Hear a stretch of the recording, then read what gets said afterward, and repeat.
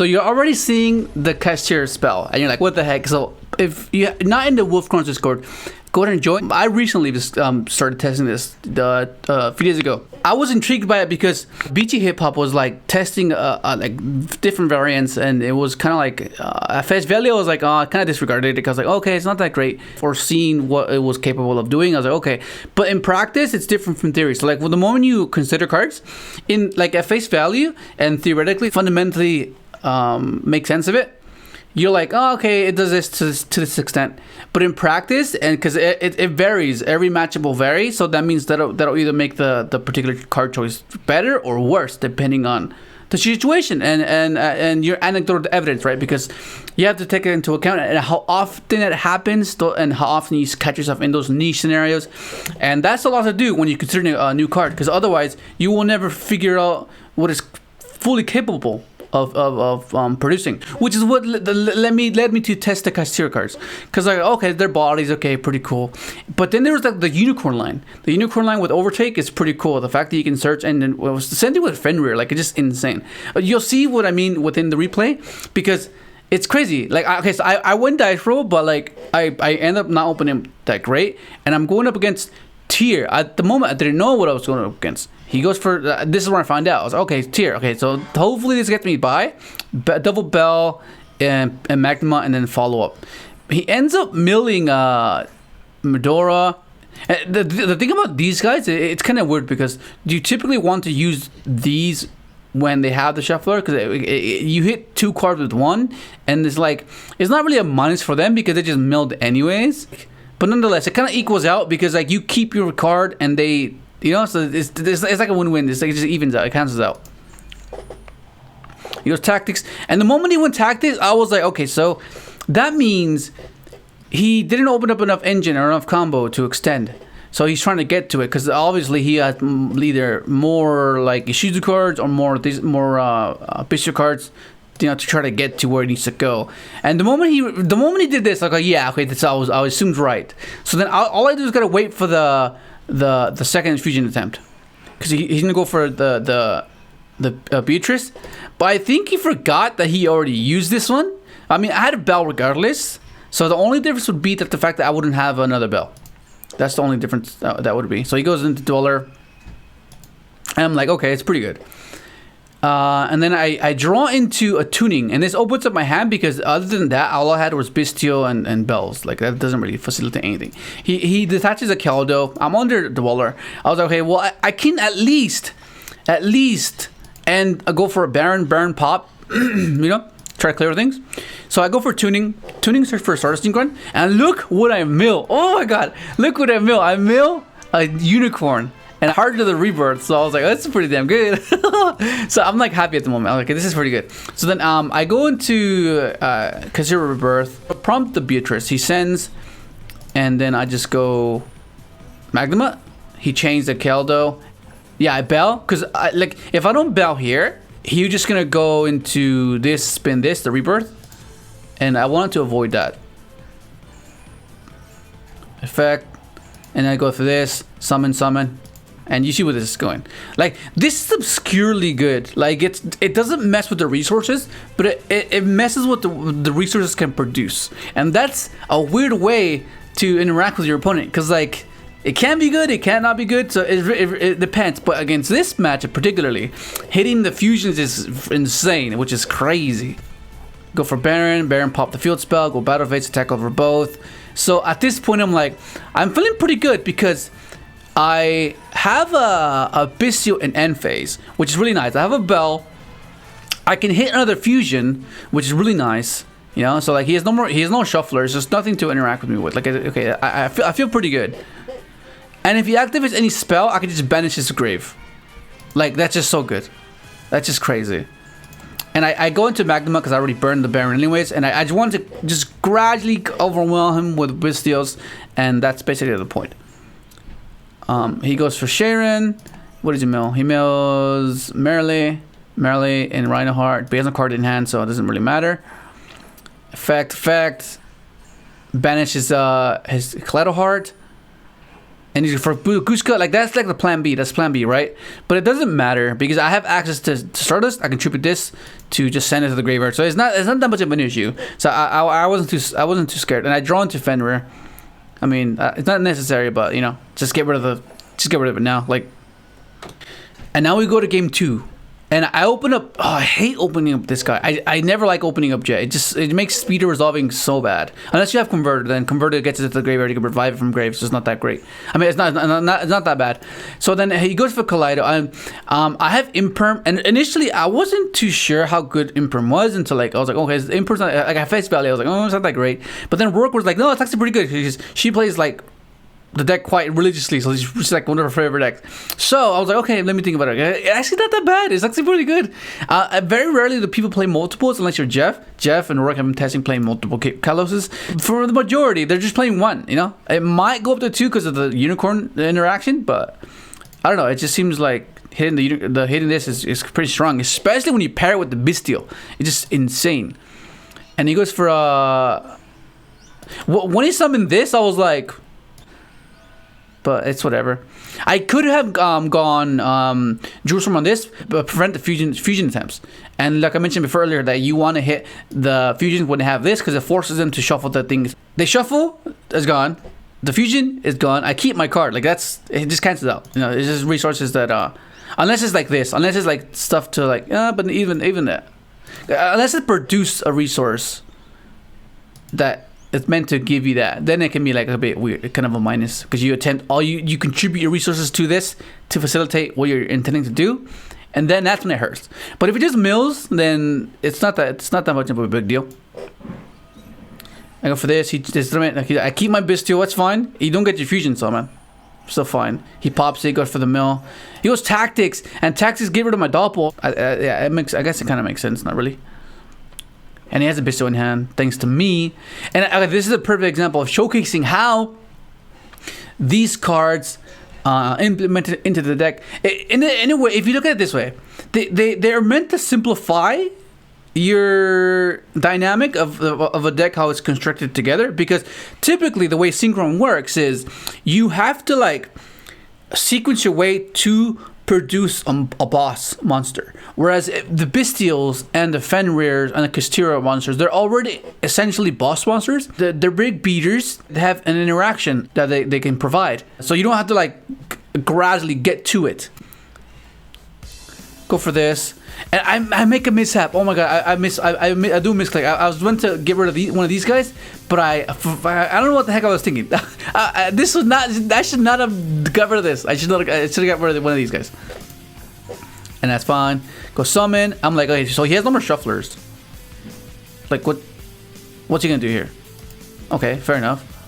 And so this is pretty smart because he sends a Guido because he needs to mill 5 because he knows I have a Bystial in hand.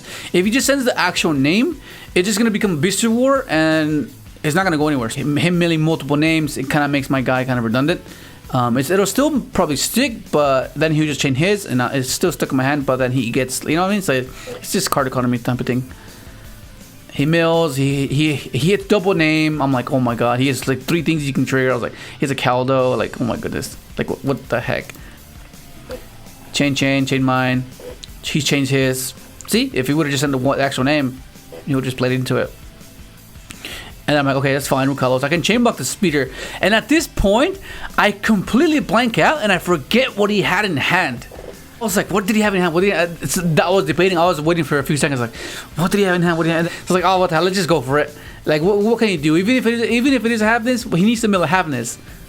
And one's banished, one's in hand. Well, odds of him hitting a halfness are not likely. There's no way he hits halfness. There's no way. And he freaking hits a halfness. I was like, oh my god, what the heck, man? Like, are you kidding me? I was like, fair. Oh, okay. Well, it's just better. Just better, man. Just better. And he's good for Garuru. I was like, okay. So I go for Crystal Wing to negate the Shuffler. And I go for this, negate the Shuffler. He already used go for this is where I have the Yazi line, Yazi pop. But yeah, like one of these guys should not have been here. Then once I got the Yazi, you have XL send, increase. Go. Changing would be so good right here, man. In this particular boot, I'm not playing Changing. Because Draco Berserker comes up way too often. Especially in a tier matchup. So he goes half this. I don't mind the add. Right here, he goes Caldo. Caldo target his guys because he needs something to produce. All of his resources that he has, they need to produce something. So I'll let him. I'll let him try to get to it. And then he goes Havness, Chain Havness, Mills Sharon, goes for Sharon, Chain. I negate. Well, not negate. I just get rid of it. And then right here, I could have easily gone for the Magnamut, but I felt like I wanted to live. I didn't want to somehow get OTK'd somehow, because if I go for the Fenrir, it forces him to go BP. Otherwise, it makes his lines really weird, right? Because that means like, okay, what does he do before he gets to a point where he needs to deal with this guy? So I felt like just making sure that I lived one more turn gave me a better shot. See, so he goes battle phase, attack. That's fine. I have both things. He goes Sharon. What does he mill me? He mills me. Oh, pretty bad. Negate. That's pretty good. And right here, I just go battle phase. I see that he's at 38. So I was like, okay, so this threatens the Select because he's forced to do it. You know, no matter what, because I could just go to this, crash into this, but I was like, let me just attack the little guys first.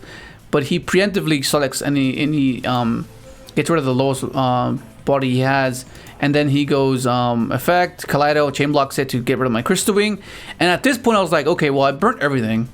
He has no more shufflers. He has double Modora, double Caldo and banished, so the rest are in deck. And it should be fine. So after that, I was like, okay. I have a Startling Grave. I can do some plays here. Shuffles it. I attack over the Sharon.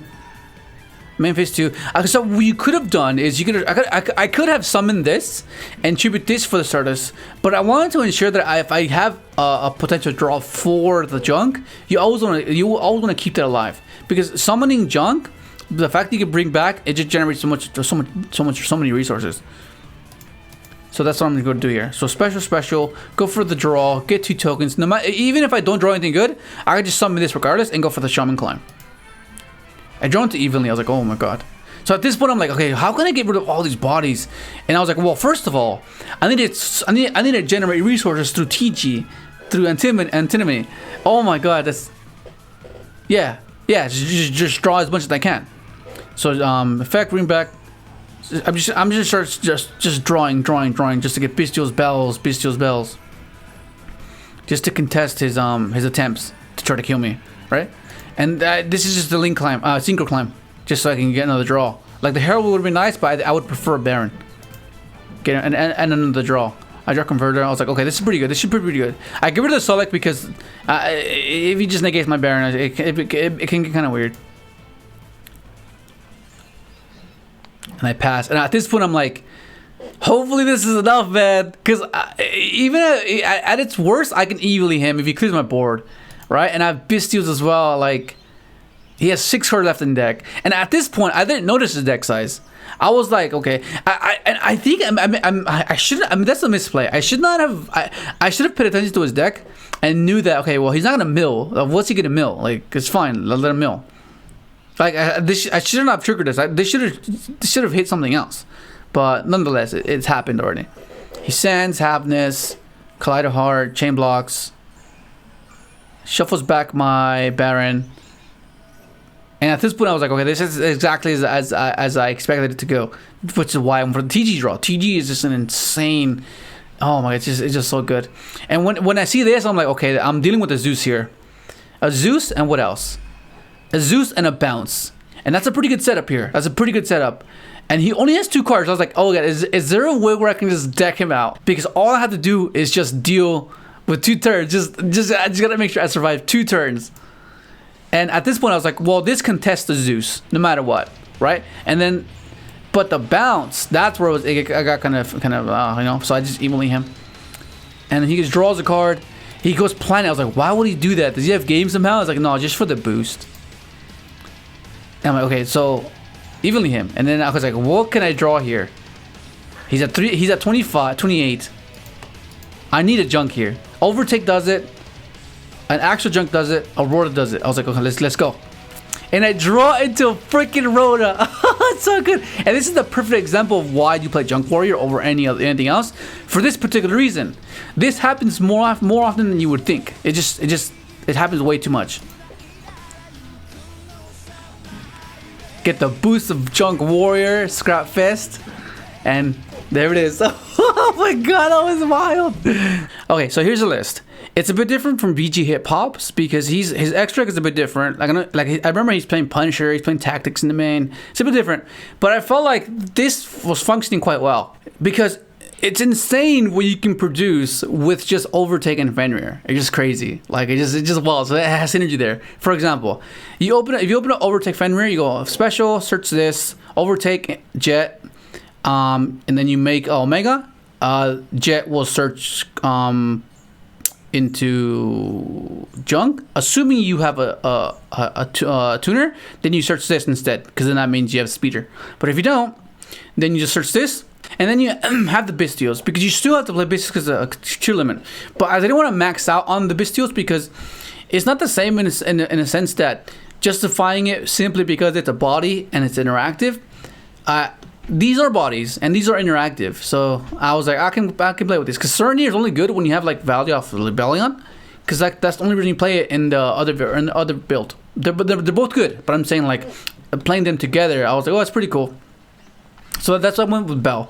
Bell is good. It stops shufflers. It stops the tier names. It stops their Bystials. Like it's very versatile in the sense of what it can do. And you saw that in the gameplay. It was just doing a lot of work. And one of the subtle applications is the fact that it's non-dark. It's an earth. That means they can't touch it with the Bystials. So this being an earth means that you can trigger it doppel off of this, because otherwise you would have to target this and the Bystial this, and you can trigger this. You know, and that's quite huge. And that'll make a difference between making it a crystal and not, because and it's subtle, but it's quite significant in practice. But apart from that, these are meant to simplify the game, right? Like the dynamic of the deck, because typically Synchron is a high sequence deck. You have to sequence your way and gradually get to your boss monsters, which is these guys, right? Whereas these guys kind of bypass that. They're already huge. They're already pretty decently big, and they have interactions built in. So it's not much to think about. It's just summon special. And it's very linear, very simplistic. But the thing with these though, the fact that they're so simplistic, there's little to no room to be versatile and be clever with your lines, because it's easy to anticipate. Oh, what are you trying to do? Oh, I know what it does.